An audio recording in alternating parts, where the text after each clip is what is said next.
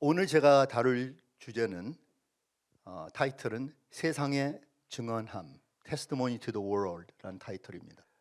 요한복음 15장 18절부터 27절 말씀입니다. 우리 함께 큰 목소리로 함께 읽도록 하겠습니다. 세상이 너희를 미워하면 너희보다 먼저 나를 미워한 줄을 알라. 너희가 세상에 속하였으면 세상이 자기의 것을 사랑할 것이냐? 너희는 세상에 속한 자가 아니요 도리어 내가 너희를 세상에서 택하였기 때문에 세상이 너희를 미워하느니라. 내가 너희에게 종이 주인보다 더 크지 못하다 한 말을 기억하라. 사람들이 나를 박해하였은즉 너희도 박해할 것이요 내 말을 지켰은즉 너희 말도 지킬 것이라. 그러나 사람들이 내 이름으로 말미암아 이 모든 일을 너희에게 하리니 이는 나를 보내신 이를 알지 못함이라. 내가 와서 그들에게 말하지 아니하였더라면 죄가 없었으려니와 지금은 그 죄를 핑계할 수 없느니라. 나를 미워하는 자는 또 내 아버지를 미워하느니라. 내가 아무도 못한 일을 그들 중에 하지 아니하였더라면 그들에게 죄가 없었으리니와 지금은 그들이 나와 내 아버지를 보았고 또 미워하였도다. 그러나 이는 그들의 율법에 기록된 바 그들이 이유 없이 나를 미워하였다 한 말을 응하게 하려 함이라. 내가 아버지께로부터 너희에게 보낼 보혜사 곧 아버지께로부터 나오시는 진리의 성령이 오실 때에 그가 나를 증언하실 것이요 너희도 처음부터 나와 함께 있었으므로 증언하느니라. 아멘. 우리가 지금 요한복음 15장을 공부하고 있는데요. 15장에 가장 주된 주제가 바로 관계입니다. 바로 관계예요. 특별히 제자들의 입장에서 대상으로 여기는 예수 그리스도의 관계, 그리고 또 서로와의 관계, 그리고 오늘 저희들이 공부할 주제인 세상과의 관계입니다. 그래서 1절부터 8절을 보시면 예수님께서 포도나무와 가지의 비유로 제자들이 예수님 자신과 어떤 관계를 맺어야 되냐, 그리고 또한 아버지와 어떤 관계를 맺어야 하느냐, 그러면서 계속 강조했던 티칭이 바로 거함에 대한 티칭입니다. Abiding, remaining. 주님 안에 거한다는 거예요. 주님에게 접붙여진 상태에서 계속 의존적인 관계를 맺고 산다는 것입니다. 그 다음에 9절부터 17절에는 제자들이 서로 간의 관계, 또한 더 나아가서 이웃들과의 관계를 말씀하셨습니다. 여기에서 주님께서 말씀하신 것은 사랑을 하라 할 때 이 사랑이 아가페의 사랑입니다. 아가페의 사랑의 특징이 무엇이냐면 자기 중심적이 아니라 타인 중심적이에요. 그리고 모든 것을 내가 나누어 주는, 그래서 화살표가 상대자를 향해서 흘러가고 있는 거예요. 자칫 잘못하면 우리가 사랑한다면서 결국은 나의 만족을 위해서 사랑하는 거예요. 나 좋으라 사랑하는 거예요. 나 편해라 사랑하는 거예요. 근데 아가페 사랑은 전혀 그렇지 않습니다. 물론 그 기쁨이 있어요. 내가 남들에게 베풀고 남들에게 나눠주고 남을 배려함으로 나에게 돌아오는 나름대로 기쁨과 축복이 있습니다만, 궁극적으로 말하자면 아가페 사랑은 자신을 희생하는 사랑입니다. 그래서 주님께서 이걸 명령으로 하신 거예요. 주님이 우리에게 사랑을 본보여줬고 또한 사랑을 명하십니다. 오늘 18절부터 27절의 말씀은 제자들이 세상을 어떻게 대해야 하는지에 대한 교훈을 하시는 것입니다. 세상, 영어로는 world, 헬라어로는 cosmos, 따라서 cosmos. 이 요한복음에 몇 번이나 언급이 되냐 하면 이 단어가 78번이나 언급이 됩니다. 상당히 많이 언급이 돼요. 계속 world 하면서 cosmos 하면서 주님께서 제자들이 이 cosmos를 어떻게 대해야 하는지를 설명합니다. 이 단어를 간단하게 정의하자면 우리가 두 면으로 정의를 할 수 있어요. 첫째는 긍정적인 면이 있고 이 긍정적인 면에 있어서는 카스모스가 무엇이냐? 우주 전체를 말하는 거예요. 그래서 우주 전체가 하나님의 창조의 대상이다.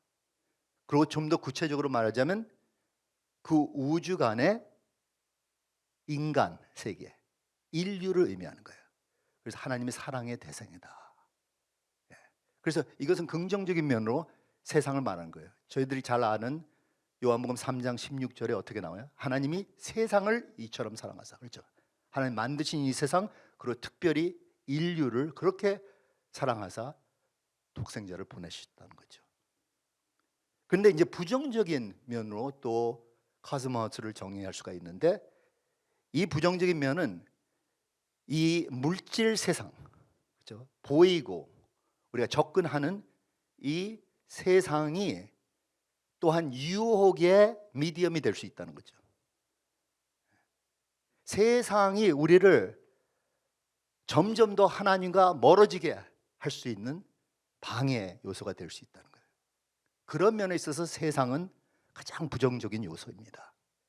그리고 여기도 좀 더 구체적으로 말하자면 이 세상 가운데 어떠한 인간들은 하나님을 적대시하고 또한 하나님의 백성들을 적대시하고 공격하고 박해하고 하는 이러한 부정적인 세상 사람들이 있습니다. 우리가 오늘 다룰 이 카스모스의 미닝은 바로 이 뜻이에요. 하나님을 대항하는, 그리고 하나님의 백성들을 대항하는 사람들을 우리가 어떻게 대해야 하는지 주님께서 우리에게 교훈의 말씀을 해주시는 것입니다. 18절을 보시면요, 주님께서 이렇게 시작하십니다. 세상이 너희를 미워하면 너희보다 먼저 나를 미워한 줄을 알라. 이렇게 말씀하십니다. 이 뜻은 무엇이냐? 나는 이미 세상이 나를 대항하고 있다. 나를 박해하고 있다. 곧 세상이 나를 죽일 거다는 거죠. 세상 사람들이. 그렇다면 너희들도 마찬가지로 나 같은 경험을 언젠가는 겪을 거라는 거죠. 이 말은 박해와 환난, 즉 고난은 우리에게 당연히 주어지는 것이에요. 이렇게 생각해 보세요. 기독교인으로서 내가 고난 없이 존재하고 살아갈 수 있을까? 주님 오실 날까지 어떻게 고난을 다 피할 수 있는 길이 없을까? 이런 생각 우리가 갖기가 쉬워요. 기독교인으로서. 그리고 기독교 내에서도 계속 파퓰러한 주제가 무엇이냐면 축복, 축복, 축복. 어떻게 하면 축복을 누리냐? 제가 말씀드렸죠. 저도 몸의 건강에 대해서 상당히 많이 신경을 쓰는 편이에요. 또 연구를 하고 그걸 또 영성의 주제로 삼고. 하지만 그것이 다가 아니에요. 어떤 때는 내가 건강이 망가질 수가 있어요. 몸이 아플 수가 있어요. 질병에 걸릴 수가 있어요. 충분히 그럴 수가 있습니다. 그걸 각오해야 돼요. 전에는 제가 카리스마 사역에 전적으로 활동했을 때는 무슨 병이 있거나 어떤 좋지 않은 해프닝이 있으면 꼭 그냥 물리치는 훈련을 쌓아나갔어요. 예수 이름으로 명하느니 이 병은 완전히 삭제될지어다. 방해하는 이 귀신 악령들은 다 떠나갈지어다. 우리에게 임하는 무엇인가 부정적인 어떤 파워나 포스는 다 물러갈지어다. 이런 식으로 기도를 많이 했어요. 그러니까 너무 좁게 생각을 했죠. 다 이런 것을 피하는 것이 우리의 궁극적인 고리고, 이것이 다가올 때는 그 이유는 마귀가 우리를 괴롭히기 위해서 주는 거다. 그런데 그렇지 않습니다. 주님이 허락하여 주신 것도 있어요. 물론 마귀를 사용하죠. 그래서 마틴 루터의 말에 의하면 마귀도 하나님 손에 쥐어진 도구이다 그랬어요.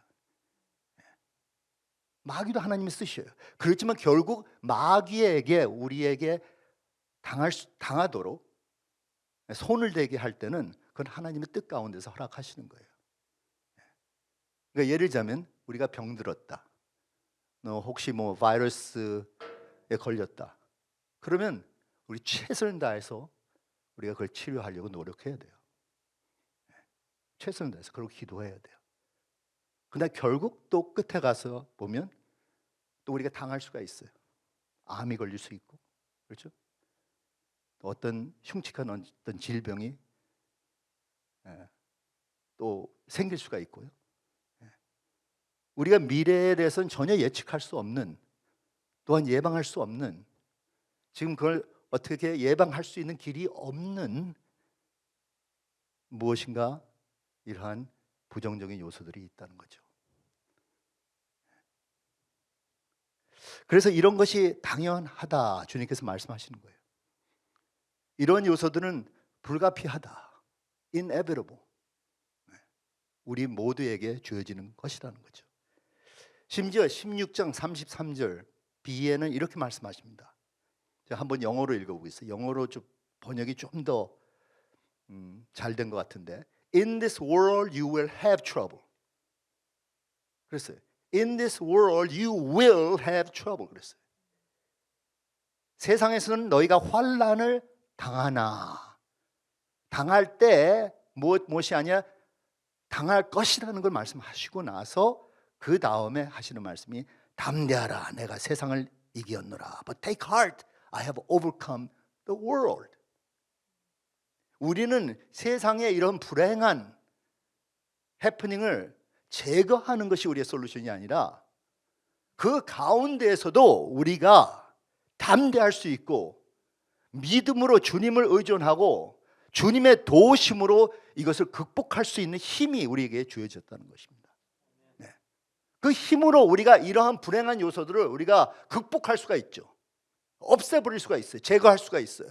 그렇지만 때로는 그걸 통과해야 될 수가 있어요. 불을 끌 수 있으면 좋죠. 그렇지만 어떤 데는 불 속으로 들어가야 돼요. 그렇지만 불 가운데서도 주님이 우리와 함께 하신다는 것을 우리가 명심해야 합니다. 아멘. 그러면 이제 오늘 저희들이 좀 다루고 싶은 내용은 이런 내용입니다. 그리고 이러한 질문으로 우리가 시작했으면 좋겠습니다. Why is the world so hostile toward us Christians? 세상은 왜 크리스천들을 적대시하고 받게 하는가? 주님께서 이건 당연하다고 그랬어요. 불가피한 해프닝이라는 거죠. 여러분 혹시 경험해 보신 적이 있으세요? 제가 아는 세상 사람들의 멘탈리티는 대부분 좋습니다. 내가 크리스천이라고 나를 직접적으로 막 박해하는 사람은 거의 만날 수가 없어요. 물론 그런 지역들이 있고 그런 나라들이 있지만, 그렇죠? 근데 대부분 세상 사람들은 그리스도를 이슈로 삼지 않아요. 그리고 내가 크리스천이라는 걸 크게 이슈를 삼지 않아요. 처음에는 제가 그냥 착하게, 온유하게, 겸손하게, 친절하게 베풀면 다 좋아요. 문제는 뭐냐 하면 이제 그리스도의 복음에 대해서, 그리고 십자가의 의미에 대해서, 그리고 궁극적으로는 주님께서 우리를 자기의 제자로 삼겠다 하고 우리에게 헌신하라고 요구할 때, 그때 이제 마찰이 생기기 시작하죠. 그렇지 않습니까? 여러분 경험은 모르겠어요. 그냥 내가 크리스천이라고 다니니까 막 박해하는 나라에 살고 있지는 않잖아요. 그렇죠? 대부분 평안하게 자유롭게 우리가 기독교인으로서 살아갈 수 있어요. 그렇지만 어느 시점에 가서, 꼭 그렇습니다. 어느 시점에 가서는 이제 갈등이 생기고 마찰이 생기고 이제 이들이 우리를 공격하거나 등지거나 우리를 박해할 때가 올 것이라는 거죠. 왜 그럴까? 첫째로는 본질적으로 차이가 있기 때문에 그래요. 본질적으로 차이가 있다는 거예요. 이게 무슨 뜻인가? 19절과 20절 한번 읽겠습니다. 함께 읽겠습니다. 너희가 세상에 속하였으면 세상이 자기의 것을 사랑할 것이나 너희는 세상에 속한 자가 아니요 도리어 내가 너희를 세상에서 택하였기 때문에 세상이 너희를 미워하느니라. 내가 너희에게 종이 주인보다 더 크지 못하다 한 말을 기억하라. 사람들이 나를 박해하였은즉 너희도 박해할 것이요 내 말을 지켰은즉 너희 말도 지킬 것이라. 너희는 세상에 속하지 않고 나에게 속해 있다. 주님께서 말씀하신 것이에요. 그럼 내가 특별히 너희를 선택했다. 그리고 우리가 전에 함께 공부한 바와 같이 주님께서는 나는 포도나무요 너는 가지인데 너가 나에게 접붙여져 있기 때문에 이제는 너는 나의 영향으로 살고 역사하는 것이다. 그러니까 본질적으로 우리는 변화가 된 거예요.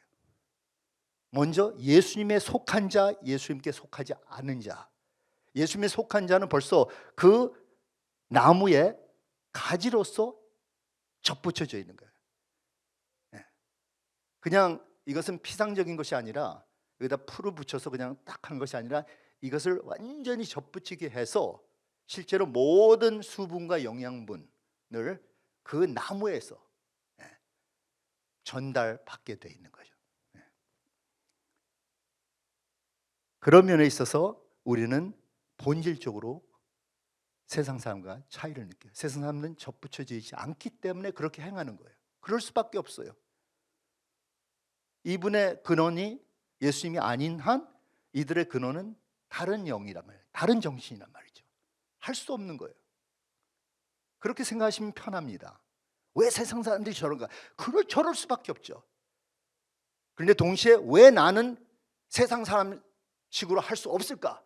그렇게 할 수 없죠. 왜냐? 나는 예수 그리스도에 속해 있기 때문에 나는 예수님께 접붙여져 있기 때문에 이제 그분의 영향으로 나는 살아야 된다는 거죠. 본질적으로 변화가 온 것이에요.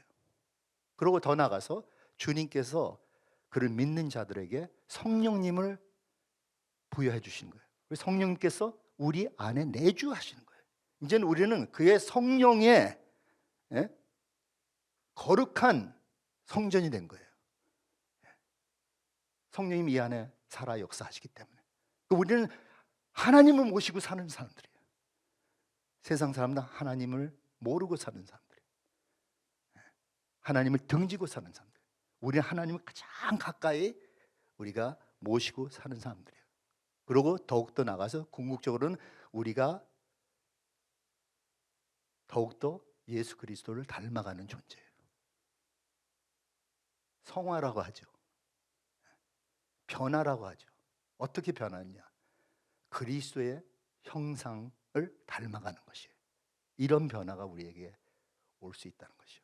그러니까 세상 사람은 달리 변할 수가 있어요. 물론 자기들 나름대로 어떤 좋은 훌륭한 인물을 대상으로 해서 또는 어떤 아이디어를 가지고 다 그림을 그려놔요. 아니면 또 자기들 나름대로 어떤 기준을 세워서 나는 이런 사람이 되겠다. 아니면 자기들의 어떤 멋있는 어떤 이미지를 갖춰서 그걸 향해서 가요. 근데 우리 기독교인들은 전혀 그렇지 않습니다. 여러분 아직도 모르시면 자세히 들으셔야 돼요.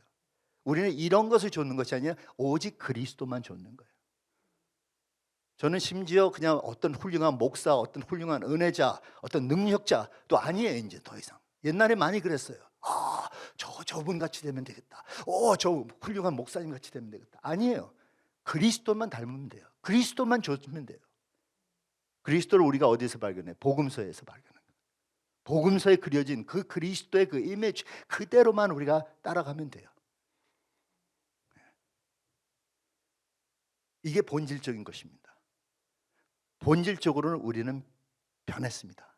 그래서 사도 바울이 말하는, 우리는 본성 자체가, 네이처 자체가 변했다는 거예요. 그러니까 우리는 우리 내추럴대로, 세상 사람은 세상 내추럴대로 사는 거예요. 그러니까 이들이 우리를 감당할 수가 없죠. 체질이 다르잖아요. 우리는. 본성이 완전히 다르잖아요. 아예 그냥 다른 행성에서 온 것 같이 생각을 해도 무리가 아니다는 거예요. 자연스럽게 그렇게 생각할 수밖에 없다는 거죠. 그 다음에 둘째로는 세상 사람들 왜 우리를 박해할까? 그리고 적대시할까? 이들이 하나님에 대하여 무지하기 때문에 그래요. ignorance. 모르는 거예요. 하나님이 누구시고 하나님이 무엇을 인간에게 요구하시고 하나님 뜻이 무엇인지 모르기 때문에 이들은 우리를 박해할 수밖에 없어요. 여기에 무지하면 이건 지적인 것이고 또한 동시에 영적인 것입니다. 지적으로만 모르는 것이 아니라 영적으로도 몰라요. 그게 뭔지 몰라요. 이게 파악이 안 돼요. 분별이 안 돼요. 21절 함께 읽겠습니다. 그러나 사람들이 내 이름으로 말미암아 이 모든 일을 너에게 하리니 이는 나를 보내신 이를 알지 못함이라. 하나님 아버지를 모르고 예수 그리스도를 모르고 성령님을 모르고 하나님 말씀을 모르고, 그러니까 불쌍한 거예요. 이분들이 무지한데 무지한 사람한테 우리가 뭐라고 해봐야 이게 먹혀 들어갈 수 있겠습니까? 안 되잖아요. 이분들이 우리를 대항하는 것, 우리를 박해하는 것, 심지어 우리를 미워하는 것은 당연한 거예요. 그럴 수밖에 없어요.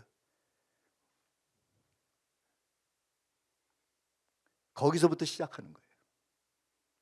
근데 자꾸만 왜, why 하는 사람들이 있어. 가만 보면 why? Because that's the way it is. 그게 기본이에요. 거기서부터 시작하는 거예요. 그 다음에 셋째로 이것이 중요합니다. 왜 이들이 우리를 싫어하느냐? 왜 이들이 우리를 경계하느냐? 왜 이들이 우리를 적대하느냐? 제가 보는 게 이 마지막 이유가 가장 중요한 이유인 것 같습니다. 왜냐? 그리스도 자신이 그들에게 가장 위협하는 요소이기 때문에 그래요. 그리고 그리스도의 제자인 우리가 그들을 위협합니다. 아니 내가 어떻게 위협을 해? What did I do? I didn't do anything. 그게 아니에요. 여러분이 무엇을 해서 그들을 위협하는 거 아니냐, 여러분 자체가 그분에게 위협의 존재가 되는 거예요. 한번 읽겠습니다. 22절부터 25절 말씀입니다. 내가 와서 그들에게 말하지 아니하였더라면 죄가 없었으려니와 지금은 그 죄를 핑계할 수 없느니라. 나를 미워하는 자는 또 내 아버지를 미워하느니라. 내가 아무도 못한 일을 그들 중에서 하지 아니하였더라면 그들에게 죄가 없었으려니와 지금 그들이 나와 내 아버지를 보았고 또 미워하였도다. 그러나 이는 그들의 율법에 기록된 바 그들이 이유 없이 나를 미워하였다 한 말을 응하게 하려 함이라. 생각해 보세요. 예수님께서 본인이 오셔서 말씀으로 또한 자기 행위로 그다음 십자가의 공로로, 즉 성육신으로 이들에게 모든 것을 증언했는데 그 증언한 결과 이들은 그렇다면 우리가 죄인인가? 예수님만 의로우신 분인데 우리는 다 죄인이고 우리는 이 죄값을 지불하지 못하면 결국은 멸망할 수밖에 없고 오로지 예수님밖에 우리를 그 죄에서 건져낼 수 있는 분이 없다는 것. 그러니까 어떻게 했어요? 이 세상 사람들이 가만히 있어서 나도 비교적 괜찮은 사람이야. 어? 나도 죄인이고 너도 죄인이지만 뭐 저런 흉측한 죄인은 아니야. 예? 난 그냥 인간이야. 인간이 뭐 그렇지. 그렇게 비교적 큰 마음의 부담 없이 살았는데 갑작스럽게 예수님이 나타나셔서 넌 죄인이야. 나만이 의인이야. 왜냐하면 사람들은 별 수 없어. 다 원죄로 말미암아 그리고 우리가 태어나서부터 행한 모든 것을 합치면 다 죄투성이야. 근데 물론 예수님은 끝에 가서 그러나 내가 그 죄를 십자가에서 다 지불할게. 그럼 죄 문제는 해결이 돼. 그럼 너는 구원받을 수 있어. 그 말을 하시고 싶은데 거기까지는 못 듣는 거예요. 그냥 우리의 죄인이야? 뭐 내가 그렇게 못된 짓을 했어? 우리는 항상 비교를 하잖아. 옆에 계신 분들 비교하고 저기 지금 감옥에 들어가 있는 뭐 저기 매스 멀더러나 이런 흉측한 사람들 뭐 이런 사람들과 우리가 비교를 하잖아요. 우린 그런 사람들은 아니지. 그래도 비교적 우리는 깨끗한 삶을 살려고 하고 네, 네, 의를 지키고 법을 지키려고 하죠. 근데 그런 분들 중에서도 아무리 그냥 성실한 불교인이나 성실한 유교인이나 성실한 율법주의자들도 다 죄인이에요. 그리고 궁극적인 죄가 뭔지 아십니까? 자기 중심적이고 하나님 중심이지 않는 죄예요. 그 예수님 없이 자기들이 혼자 스스로 쓸 수 있다고 생각하는 것이 가장 큰 죄예요. 우리 모두 다가 죄인이잖아요. 그러니까 결국은 세상 사람들이 예수님을 공격할 수밖에 없고 우리를 공격할 수밖에 없는 이유는 자기들의 죄를 뉘우치고 싶지 않기 때문에, 죄책감을 갖고 싶지 않기 때문에 그런 거예요. 오늘날 팝 사이칼로지 보세요. 예? 그리고 기독교 서점에 가면 수두룩 그런 책들이 수두룩합니다. You're okay. You're not that bad. 거기서부터 시작하잖아요. 물론 너는 죄인이다. 죄만 강조해갖고 또 망가지는 사람들이 있어요. 근데 제가 보기에는 넌 괜찮아. 넌 좋은 사람이야. 넌 원래 뭐 원죄고 뭐 이런 거 없어. 해갖고 되레 이상하게 더 이게 왜곡되는 사람들이 있더라고요. 우린 이것도 아니고 저것도 아닙니다. 제가 말씀드린 것은 우리의 죄를 철저하게 인정하면 그 다음에 그거를 해소해 줄 수 있는 길이 있다는 거예요. 그게 좋은 거예요. 내가 지금 바이러스 투성인데 사방에 공기가 지금 다 오염돼 있는데 난 괜찮아. 난 그냥 괜찮아. 괜찮아. 괜찮아. 난 괜찮아. 하고 부정하는 거와 계속 부정하는 거예요. 그래서 누가 와서 너 지금 바이러스 걸렸을지 몰라. 가서 병원에 가서 당장 가서 체크해봐. 아니야. 싫잖아. 괴롭잖아요. 나를 자꾸만 의심하고 다 피하고 사람들 피하면 되게 기분 나쁘잖아요. 근데 올바른 길은 뭐예요? 그거를 인정하고 내가 가서 이 정말 이 무서운 병에 걸렸구나 해갖고 내 자신을 의사 선생님에게 맡기고 의사 선생님이 처방하는 약 먹고 말씀해 주신 그대로 그 규칙을 지키고 해서 내가 치료받는 것, 그것 아니겠습니까? 세상 사람들이 제가 지금 이렇게 비유를 말씀드렸지만 이러한 식으로 생각하기가 쉽다는 것입니다.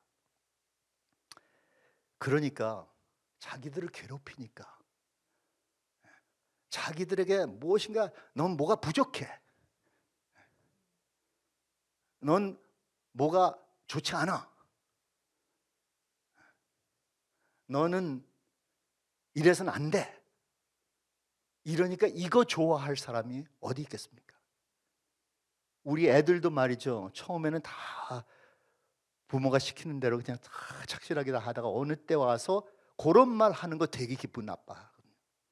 저도 오늘날까지 우리 어머님과 대화 가운데서 어머님이 조금이라도 그런 거 지적하면 기분 되게 나빠요.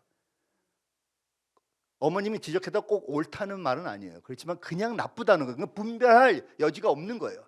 어머님이 혹시 바른 말을 하는가? 아니에요. 그냥 거기에 대한 반작용적인 리액션 나오는 거예요.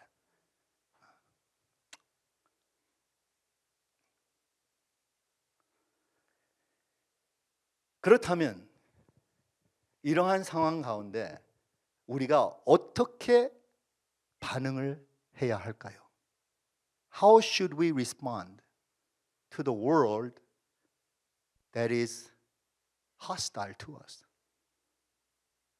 주님께서 이렇게 답하십니다.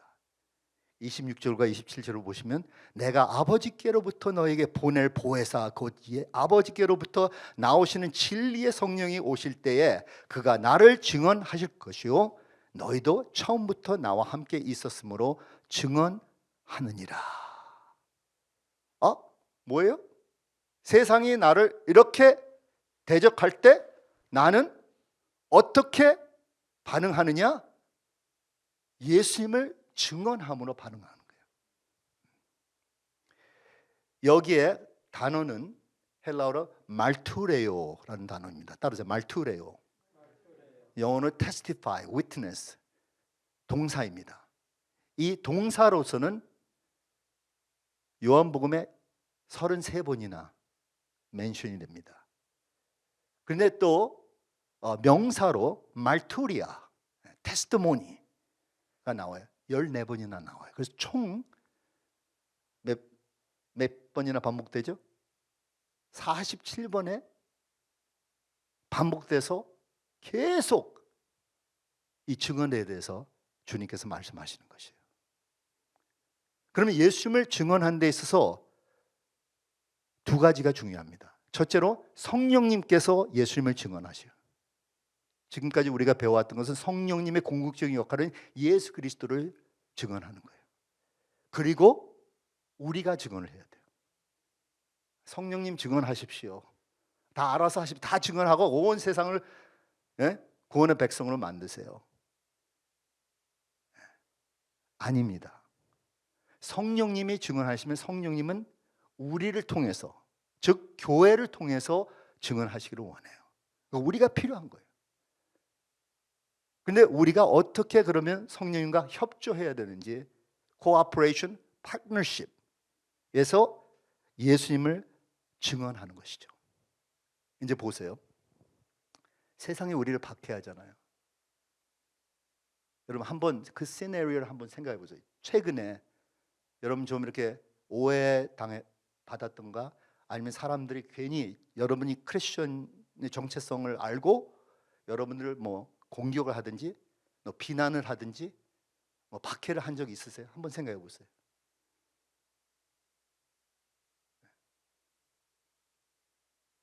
여기서 이제 한 가지 분별해야 되는 것이, 여러분이 정말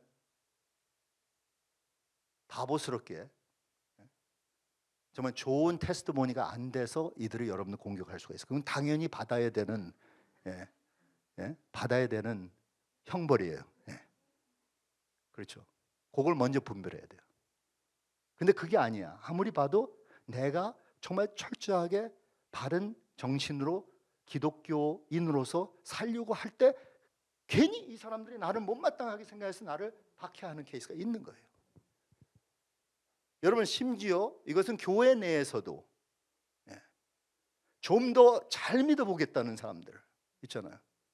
좀 더 성실하게 살아보겠다, 정말 말씀 기준대로 예수 그리스도의 모습대로 살겠다는 사람과 그렇지 않은 날라리 크리스천들이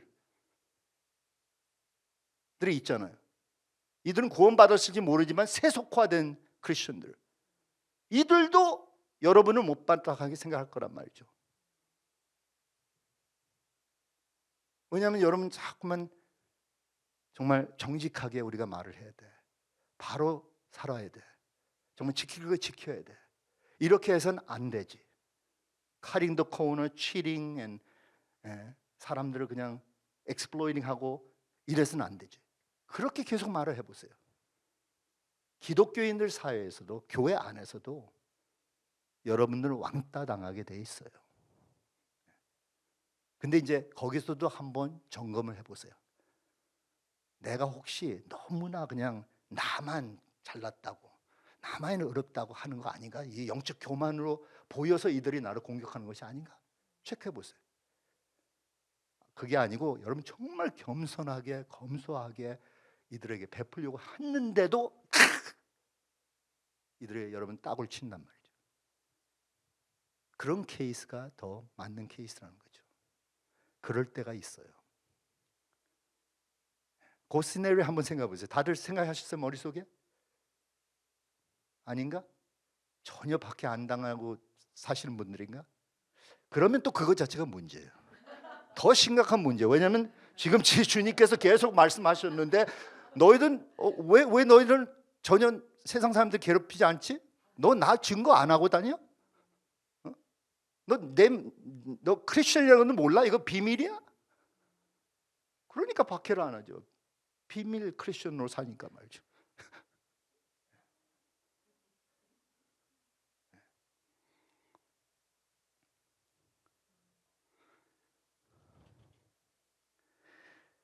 그런데 여러분 한번 생각해 보신 적 있어요? 이들이 우리를 박해하거나 우리를 괴롭히거나 우리에 대해서 온갖 좋지 않은 말을 퍼붓거나 할 때가 바로 그 모멘트가 말이죠. 우리가 예수 그리스도를 증언할 모멘트란 말이죠. Wonderful opportunity for us to witness Christ likeness. 그 말로만 증언하는 게 아니에요. 증언은 다양합니다. 말로도 증언할 때가 있고 전혀 말이 이들의 마음에 타치가 안 돼. 말이 그냥 땅에 떨어져. 그럴 때는 우리가 행위를 해야 돼. 행위로. 베푸는 것, 섬기는 것, 무엇인가 나눠드리는 것, 행위를 해야 돼요. 그리고 가장 중요한 것은 이들이 여러분들과 저의 성품을 알아야 돼요. 성품. 그리고 마지막에는 저는 이 수단도 있다고 생각해요. 끝에 가서 말도 통할 수 없고 행위도 통할 수 없고 아무리 좋은 인격을 가져도 안 될 때가 있어요. 그때는 여러분 그냥 그때는 좀 신비롭게 들릴지 모르지만 그냥 풍기는 걸로 풍겨야 돼. 풍겨. 근데 여러분 그러기 때문에 여러분 거울을 좀 보시고 여러분 얼굴 표정을 좀 살펴보셔야 돼요. 그 몸의 그 제스처들도 좀 살펴보세요. 다 좋은데 다 좋아. 사람은 틀 자체는 다 좋은데 이게 해방이 안 돼 있어. 그래서 묶여 있어. 뻣뻣해. 얼굴이 뻣뻣하고 그냥 항상 이러니까 이게 좋게 보이겠어요? 거기까지 예수 그리스도를 닮아가시길 바랍니다. 아멘. 잘 모르시면 거울을 보셔야 돼요. 저는 거울 보면서 훈련을 받았기 때문에 옛날에 제가 좀 무용 댄스를 한 적이 있어요. 깜짝 놀라실까 봐 제가 미리 말씀드리는데 이렇게 댄서홀에서는 우리가 거울을 바라보고 나를 교정하고 바꿔 나가는 거예요. 아름다운 표정, 아름다운 제스처, 아름다운 무브멘트. 그렇게라도 하셔야 되는 거예요. 근데 끝에 가서는 여러분 이 말투레오라는 단어 또 말투리아라는 이 단어에 어떤 단어가 그 안에 있죠? 영어로 말하죠. martyr. martyr. 이게 우린 순교자라고 우리가 해석하잖아요. 순교자. 심지어 죽음으로도 우리가 증언할 수 있다는 거예요. 그리고 초대교회에서는 실제로 죽음으로 증언을 했기 때문에 이 단어가 이런 의미를 지니게 된 거예요. 근데 저는 살아 숨겨든지 죽어 숨겨든지 상관없어요. 무조건 살든지 죽든지 나는 주님을 증거해야 되는 거예요. 이게 중요한 거죠. 이제 여러분 생각으로는 그렇다면 우리가 그냥 지금 스트리트 이벤저리스트 나서 갖고 그냥 다니면서 막 전도를 해야 되는 게 아니에요. 그 말을 하는 게 아니에요. 증언이라는 것 자체는 벌써 이 바깥으로 나가는 순간부터 우리가 그리스도를 증언할 수밖에 없어요. 오로지 그 증언 자체가, 그 테스티모니 자체가 파지티브한 테스티모니가 되는지 부정적인 테스티모니가 되는지. 여러분, 예수님에게 보태는 자가 되겠습니까? 아니면 예수님에게 마이너스가 되는 사람이 되겠습니까? 교회를 더욱더 플러스로 만드는 그런 사람이 되겠습니까? 아니면 교회를 마이너스 이미지로 만들어버리는 사람이 되겠습니까? 그건 우리에게 옵션이에요. 우린 증언을 할 수밖에 없어요. 우린 증언이 돼요. 세상 사람들은 다 벌써 계산을 하고 있어요. 우리가 크리스천으로서 얼만큼 점수를 지금 따는가 다 지켜본단 말이에요. 참 나쁘죠? 나쁘죠? 세상 사람들 우리 공격할 건 공격하고 다 하면서, 예? 예수님 우리가 전한다 그러니까 그것 때문에 괴로워하면서 우리를 그냥 왕따 시키면서 막 공격하면서 합니다. 그러면서 뒤에 가서는 다 점검해요. 정말 얘가 그리스도다운 크리스천인가? 점수를 따야 합니다. 점수를 따야 해요. 마가복음 13장 10절과 11절에 이런 말이 나옵니다. 예수님께서 또 복음이 먼저 만국에 전파되어야 할 것이라. 복음 전파, 그렇죠? 예수 그리스도를 증언해야 한다는 거죠. 사람들이 너희를 끌어다가 넘겨줄 때에 이제 박해를 당할 때가 온다는 거죠. 그래서 그 당시에는 박해를 많이 당했죠. 유대인들에게도 박해당하고, 그렇죠? 산헤드른에게 박해당하고, 또 디아스포라 크리스천들은, 아니 그 디아스포라 크리스천이 아니라 뭐 유대인들인데 팔레스타인을 떠나서 디아스포라 지역에서 사는데 거기에서 또 유대인들에게 당하는 거예요. 오늘날 무슬림들이 크리스천으로 이제 자기가 거듭나갖고 주님 영접해갖고 크리스천이라는 타이틀을 지닐 때 박해당하는 거 거의 비슷했어요. 초기 시대 때는. 그러고 그것만입니까? 로마 제국에서는 가이사를 주라고 시인 안 하면 체포당하거나 박해당하거나 심지어 죽임까지 당한 거예요. 그러니까 끌려가서 체포당하고 재판받고 사형 선고받고 꼭 예수님의 모습 비슷했어요. 근데 예수님께서 하시는 말씀이 이러한 복음이 전파가 되고 나를 너희들이 증언할 때 사람들이 너희를 끌어다가 넘겨줄 때 무슨 말을 할까 미리 염려하지 말고 무엇이든지 그때에 너에게 주시는 그 말을 하라. 말하는 이는 너희가 아니요 성령이시니라. 공간복음 마태, 마가, 누가복음에는 다 이것을 언급을 해요. 이 개념을 언급해요. 걱정하지 말라. 너희가 어떻게 증언할고 내가 어떻게 이거 잘 설명을 할고 어떻게 내가 예수님에 대해서 그림을 그려갖고 이들을 설득시킬 수 있을까? 걱정하지 말라 그랬어요. 왜냐? 성령님이 너희 안에 임하시고 계시기 때문에 그 성령님이 아버지의 뜻을 다 우리에게 알려주셔서 이렇게 말을 하라 속삭인단 말이에요. 인간적인 어떤 육적인 방식으로는 안 되죠. 정말 기가 빠집니다. 기운이 빠져요. 세상 사람들이 우리를 대항하기 시작하면요 겁을 먹을 수밖에 없어요. 벌벌 떨 수밖에 없어요. 저도 몇 번 그런 걸 당한 적이 있어요.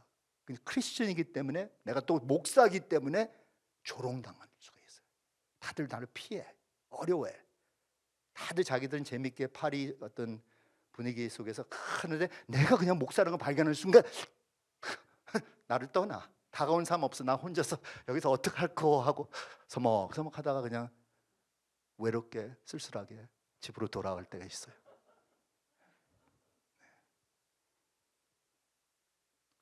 내 힘으로는 안 돼요.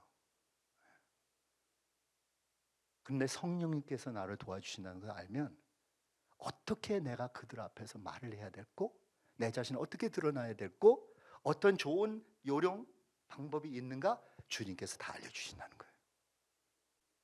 사도 바울도 비슷한 말을 합니다. 로마서 8장 26절과 27절을 한번 보시겠습니다.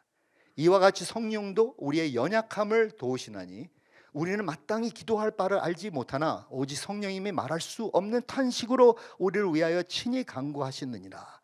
마음을 살피시는 이가 성령의 생각을 아시나니 이는 성령이 하나님의 뜻대로 성도를 위하여 간구하심이니라. 우리가 어떻게 말로 기도를 해야 될지조차 몰라. 또한 힘이 부족해갖고 막 지금 다운돼 있어. 세상이 우리 박해하기 시작하면요, 여러분, 정말 우리 다 우울해질 수밖에 없어요. 아마 우리 교회 모여갖고 말이죠, 그냥 다 이렇게 사방에 나가기만 하는 순간 우리를 이제 핍박을 할 건데, 우린 그냥 완전히 주눅드는 거예요. 그럴 수밖에 없어요. 근데 그 가운데서 우리에게 힘이 되고 우리에게 지혜를 주고 우리에게 은총과 능력을 부여해 주시는 분은 바로 성령님이시라는 거예요. 성령님을 모시고 살기 때문에 we don't lack anything. 솔직히 그렇습니다. 이게 뭔지 모르기 때문에 그래요. 성령님과 함께 동행한다는 게 뭔지 모르기 때문에 그래요. 여러분, 전쟁터에 나가면 저 가끔 이렇게 전쟁 영화를 볼 때가 있는데, 보면 제일 자신감 있는 군인들이 어떤 군인들인지 아세요? 예? 가장 무장이 잘 된 군인. 예? 그리고 거기다가 총알과 폭탄과 이런 것 액세서리 다 가지고 있는 군인일수록 더 좋아. 왜냐면 총알 다 나왔어. 그럼 여기서 딱 꺼내고 촥 털지고, 그 정한다음에 딱 하고 딱 바주카 하고 촥 로켓을 쏘는 거예요. 그런 군인들, 즉 로키 같은 사람 있잖아요. 여러분, 그런 군인들보다 우리는 아르세널, 무기가 어마어마하게 많습니다. 성령님이 그걸 다 알아서 일일이 나에게 챙겨주세요. 너 이거 필요해? 이거. 너 필요해? 이거 차. 내 손에 쥐어주신단 말이에요. 이걸 할 줄 알아야 돼요. 성령님이 나에게 주시는 그 무기, 그 방식으로 내가 어떻게 전도를 해야 되고, 어떻게 이들을 설득시켜야 되고, 어떻게 또 그런 요령을 가지고 지혜롭게 거기를 딱 답해갖고, 예수님께서는 가끔 그랬잖아요. 바리새인들이, 서기관들이 왔고 그런 정말 어려운 그런 코너에 몰리게 하는 질문을 했잖아요. 그때 예수님은 다 그냥 성령님을 의존하고 다 필요한 말 딱딱 그래서 착 던졌어요. 그럼 물러서는 거예요. 나중에 존경할 수밖에 없어요. 대부분 사람들은 그 당시에 예수님이 이 팔레스타인에서 거하셨을 때는 주님을 존경했어요. 자기를 박해하는 사람들마저 주님을 어려워했고 두려워했지만 존경했습니다. 무서운 분이었거든요. 어마어마한 능력을 발휘했던 분이에요. 어마어마한 신령한 말로 그들을 접근했거든요. 엄청난 그런 의로, 인격으로 대했거든요. 그러면 간단합니다. 예수님의 모습만 보시고 그대로만 우리가 본받아서 살면 돼.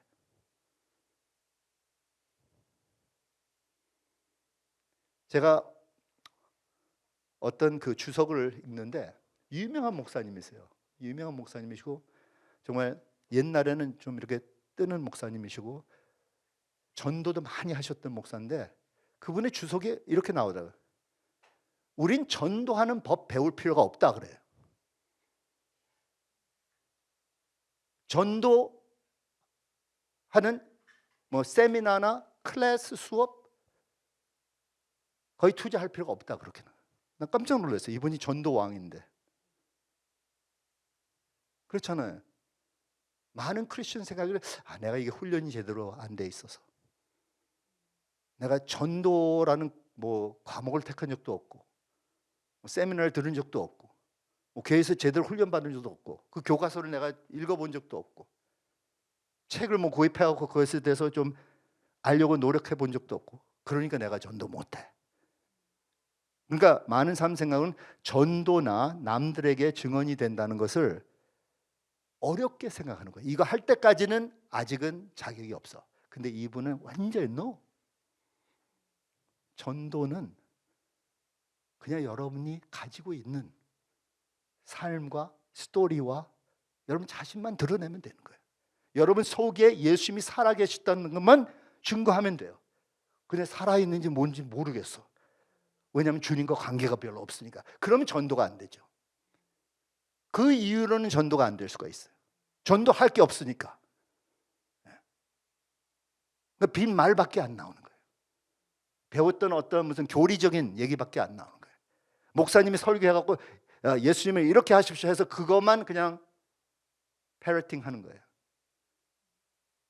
그런데 전도는요 쉬운 거예요. 그냥 여러분 있는 그 모습으로 사람들에게 쉐어링하면 돼요. 나눠주면 돼요.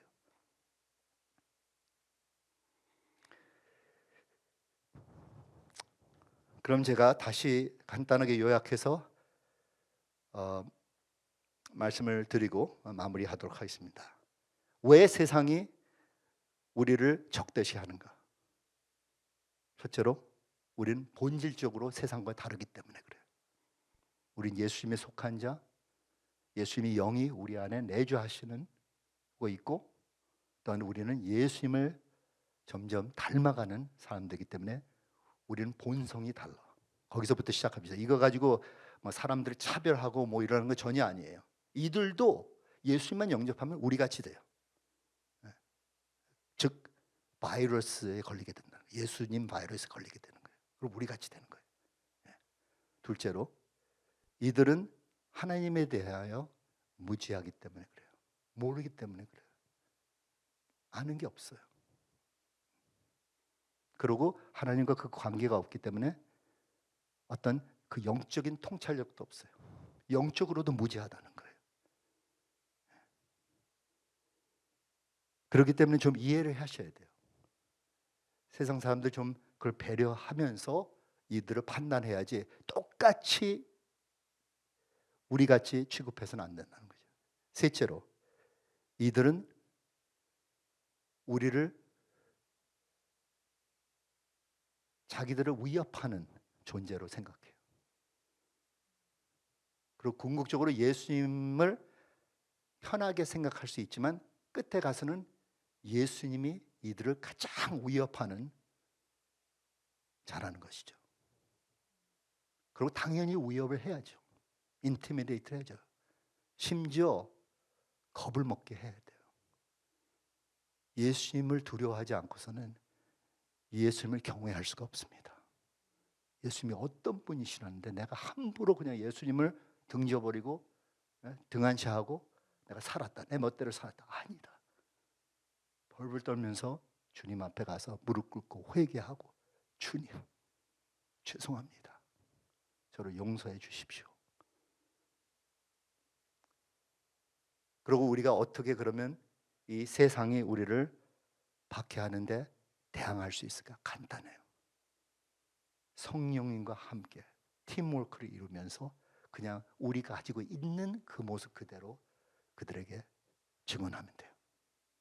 우리가 아는 우리의 라이프 스토리, 말로 우리가 행위적인 봉사, 섬김 통해서 또 우리가 지니고 있는 그 성품 그대로 그 끝에 가서는 그냥 풍기는 거예요.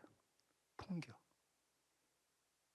저는 무대에 서서 딱 이렇게 그 관객들을 보면 딱 서서 몇 분 동안 내가 폼 잡는 건 아닌데 딱 프레젠스를 품게 될 때가 있어요. 저 끝에 저 그 오디토리움에 쭉 저기 위에서 보는 사람들까지 다 느껴야 돼요. 그 에너지를 얘가 쫙 이렇게 발사하는 거죠. 그거를 항상 명심하시면서 사셔야 돼요. 여러분이 이 순간 교회 바깥으로 나갈 때 세상 사람들 접근합니다. 일터에서 접근하죠. 학교에서 접근하죠. 일반 스트리트나 식당에서 접근한단 말이에요. 그럼 여러분이 어떤 프레젠스로 그들 접근하냐, 이걸 명심하시고 준비하시고 기도하시고 무장하시고 나가셔서 조금이나마 그들이 예수님께 가까이 올 수 있도록 우리가 예수님의 증인들이 되도록 합시다. 아멘. 아멘. 기도합시다.